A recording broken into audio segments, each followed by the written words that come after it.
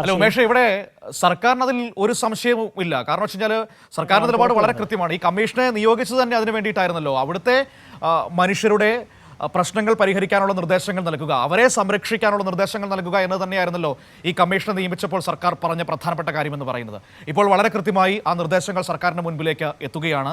അതിലൊരുപാട് പരാമർശങ്ങളുണ്ട്. ഇപ്പോൾ ഫാറൂഖ് കോളേജുമായും മുനമ്പം നിവാസികളുമായും ചർച്ച നടത്തണം. ഒപ്പം തന്നെ ആ ചർച്ചകളിൽ പരിഹരിക്കാൻ കഴിഞ്ഞില്ലെങ്കിൽ കോടതിയിൽ അപ്പീൽ പോകണം. ഇനി അതിനും പറ്റിയില്ലെങ്കിൽ എല്ലാ സാധ്യതകളും നോക്കിയിട്ട് നടന്നില്ലെങ്കിൽ മാത്രമാണ് ഏറ്റെടുക്കുന്ന ഈ പ്രത്യേക നിയമപ്രകാരം ഏറ്റെടുക്കുന്ന നടപടികളിലേക്ക് കടക്കാൻ കഴിയൂ എന്ന് വളരെ കൃത്യമായി പറഞ്ഞു വെക്കുന്നുണ്ട് അവിടെ. അപ്പോൾ ഈ പ്രതിപക്ഷ നേതാവ് പറയുന്നത് പോലെ 10 മിനിറ്റ് കൊണ്ട് പരിഹരിക്കാൻ പറ്റുന്ന പ്രശ്നമല്ല. നിയമപരമായി ഒരുപാട് നൂലാമാലകളുള്ള വിഷയം തന്നെയാണ്. അതിനിടയിൽ ഈ മുതലെടുക്കാനുള്ള ശ്രമങ്ങൾ നടക്കില്ല എന്ന് ഈ കമ്മീഷൻ റിപ്പോർട്ടിലൂടെ വ്യക്തമാവുകയാണ്.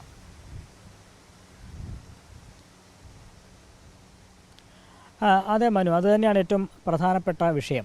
ഇതിൽ വളരെ നേരത്തെ തന്നെ ഈ ജുഡീഷ്യൽ കമ്മീഷനെ സർക്കാർ നിയോഗിച്ചപ്പോൾ അതിനെതിരെ പല കോണുകളിൽ നിന്ന് ഇങ്ങനെ വിമർശനങ്ങൾ ഉയർന്നു വന്നിരുന്നു. പ്രത്യേകിച്ച് പ്രതിപക്ഷവും BJPയും അടക്കം ഇത് ഇങ്ങനെ ഒരു കമ്മീഷനെ നിയോഗിച്ചതുകൊണ്ട് കാര്യമില്ല, പ്രതിപക്ഷ നേതാവ് അടക്കം 10 മിനിറ്റ് കൊണ്ട് പരിഹരിക്കാൻ കഴിയും എന്നൊക്കെയാണ് പറഞ്ഞത്. എങ്ങനെയാണ് ഈ 10 മിനിറ്റ് കൊണ്ട് പരിഹരിക്കുക എന്നൊന്നും അദ്ദേഹം പിന്നീട് വിശദമാക്കാൻ തയ്യാറായതുമില്ല. പക്ഷേ ഇതങ്ങനെ 10 മിനിറ്റ് കൊണ്ട് പരിഹരിക്കാവുന്ന ഒരു പ്രശ്നമല്ല എന്നുള്ളത് തന്നെയാണ് ഈ ജുഡീഷ്യൽ കമ്മീഷൻ അടക്കം. ജുഡീഷ്യൽ കമ്മീഷൻ എന്ന് പറയുമ്പോൾ നമുക്കറിയാം, അദ്ദേഹം ഹൈക്കോടതിയിൽ ആക്ടിംഗ് ചീഫ് ജസ്റ്റിസ് ആയിരുന്ന ഒരാളാണ്, നിയമജ്ഞനാണ്. അദ്ദേഹം തന്നെ ഈ പ്രശ്നങ്ങൾ പഠിച്ചാണ് ഇത്തരത്തിലൊരു നിർദ്ദേശം സർക്കാരിന് സമർപ്പിക്കുന്നത്. അദ്ദേഹം കണ്ടെത്തിയിരിക്കുന്നത് അങ്ങനെ 10 മിനിറ്റ് കൊണ്ട് പരിഹരിക്കാവുന്ന പ്രശ്നമല്ല, ഏറെ ചർച്ചകൾ നടത്തേണ്ടതുണ്ട്, നിയമപരമായ പരിഹാരം അതുതന്നെയാണ് വേണ്ടത്, ആവശ്യമെങ്കിൽ ഭൂമി ഏറ്റെടുക്കുന്ന അടക്കമുള്ള നിർദ്ദേശങ്ങൾ ഒക്കെയാണ് സർക്കാരിന് സമർപ്പിക്കാൻ പോകുന്നത്. അതുകൊണ്ട് ഇത് വളരെ പെട്ടെന്ന് പരിഹരിക്കാവുന്ന ഒരു വിഷയമല്ല എന്നുള്ളത് തന്നെയാണ് ജുഡീഷ്യൽ കമ്മീഷൻ കാണുന്നത്. ഈ ജുഡീഷ്യൽ കമ്മീഷൻ നിയമനം തന്നെ ചോദ്യം ചെയ്തുകൊണ്ട് ഹൈക്കോടതിയിലടക്കം ഹർജി എത്തുന്ന സാഹചര്യം ഒക്കെ ഉണ്ടായി. പക്ഷേ കോടതിയിൽ നിന്നൊരു പിന്തുണ സർക്കാരിന് ലഭിച്ചു. ഈ പ്രവർത്തനവുമായി മുന്നോട്ട് പോകാം എന്നുള്ളതാണ് കോടതിയും പറഞ്ഞത്. കാരണം ഒരു ശാശ്വത പരിഹാരം കണ്ടെത്തുക പ്രധാനമാണ്. അതുകൊണ്ട് ഈ പ്രവർത്തനം തുടരുന്നതിൽ തടസ്സമില്ല എന്ന് കോടതി തന്നെ വ്യക്തമാക്കിയതാണ്. ആ പിന്തുണ കിട്ടിയതിൻ്റെ കൂടി അടിസ്ഥാനത്തിൽ പ്രവർത്തനം പുനരാരംഭിച്ചു. വളരെ പെട്ടെന്ന് തന്നെ ഈ ജുഡീഷ്യൽ കമ്മീഷൻ റിപ്പോർട്ട് തയ്യാറാക്കി പ്രശ്നത്തിന് എത്രയും പെട്ടെന്ന് പരിഹാരം കാണുക എന്നുള്ളത് തന്നെയാണ് സർക്കാരും ഉദ്ദേശിച്ചത്. അതുകൊണ്ട് ഏതൊക്കെ തരത്തിൽ ഈ പ്രശ്നങ്ങൾ, അതിൻ്റെ സങ്കീർണതകൾ എങ്ങനെ അതിൻ്റെ കുരുക്കഴിക്കാം എന്നുള്ളത് തന്നെയാണ് സർക്കാർ പരിശോധിച്ചത്.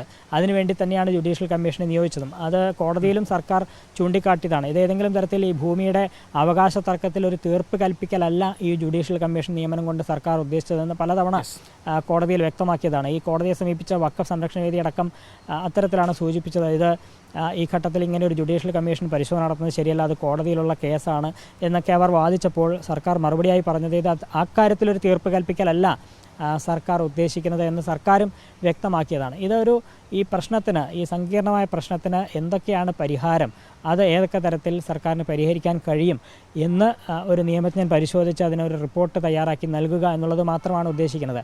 അതാണ് ഇപ്പോൾ ചെയ്തിരിക്കുന്നതും. അതുതന്നെയാണ് ജുഡീഷ്യൽ കമ്മീഷൻ വളരെ കൃത്യമായ സ്ഥലത്തടക്കം പോയി അവിടെ സിറ്റിംഗ് നടത്തി, അദ്ദേഹത്തിൻ്റെ ഓഫീസിൽ പലകുറി സിറ്റിംഗ് നടത്തി, ഇവരെയെല്ലാം അവിടുത്തെ പ്രദേശവാസികളടക്കം നേരിട്ട് കേട്ടു. അങ്ങനെ കമ്മീഷന് മുമ്പാകെ ആർക്കൊക്കെ നിർദ്ദേശങ്ങൾ സമർപ്പിക്കാമോ അവരൊക്കെ കമ്മീഷന് മുമ്പാകെ നിർദ്ദേശങ്ങൾ സമർപ്പിച്ചു. അതിനുശേഷമാണ് ഇപ്പോൾ സമഗ്രമായ ഒരു റിപ്പോർട്ട് തയ്യാറാക്കി സർക്കാരിന് സമർപ്പിക്കുന്നത്. സർക്കാരാണ് ഇനി ആ കമ്മീഷൻ റിപ്പോർട്ടിൽ എന്ത് ചെയ്യണം എന്നൊരു കാര്യം തീരുമാനിക്കുക. ഇത് ശുപാർശകൾ സമർപ്പിക്കുക മാത്രമാണ്, നിർദ്ദേശങ്ങൾ സമർപ്പിക്കുക മാത്രമാണ് ഈ കമ്മീഷൻ ചെയ്യുന്നത്. ഏതെങ്കിലും തരത്തിലൊരു തീർപ്പല്ല, ഇന്ന കാര്യം ചെയ്യണം എന്ന് നിർബന്ധിക്കാനും കഴിയില്ല. ആ തരത്തിൽ ഉള്ള ഒരു കമ്മീഷനല്ല എന്ന് സർക്കാർ വ്യക്തമാക്കിയതാണ്. എന്തായാലും ഈ ജുഡീഷ്യൽ കമ്മീഷൻ നൽകുന്ന റിപ്പോർട്ടിൽ പറയുന്ന കാര്യങ്ങൾ എന്താണോ അത് എങ്ങനെ പ്രായോഗികമായി നടപ്പാക്കാം എന്നതായിരിക്കും സർക്കാരും പരിശോധിക്കുക. മനു.